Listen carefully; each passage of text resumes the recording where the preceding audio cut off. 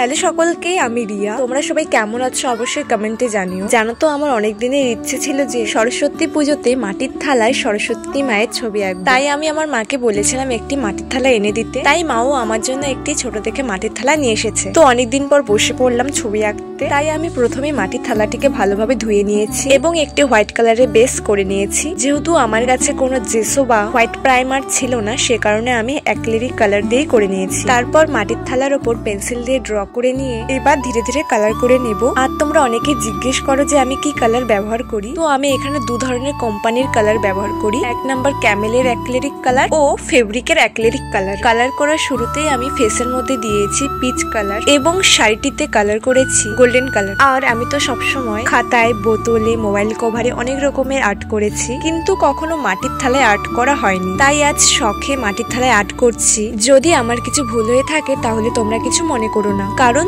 তোমরাই তো আমার মিষ্টি পরিবার। আর হ্যাঁ, শেষ পর্যন্ত দেখে অবশ্যই কমেন্টে জানিও সরস্বতী মায়ের ছবিটি আমি কতটা করতে পেরেছি। তারপর শেষে চারিদিকটা হালকা আকাশি রং করে নিয়ে ছবিটির ওপরে ভার্নিশ করে নিয়েছি। আর তোমরা যদি কখনো ভার্নিশ ট্রাই করো তবে ছবিটি শুকোনোর পরই দেবে, কেমন? এটা হলো মায়ের ফাইনাল লুক। তোমাদের সকলের কেমন লাগলো ঝটাফট কমেন্টে জানাও। আর সবাই ভালো থেকো, সুস্থ থেকো।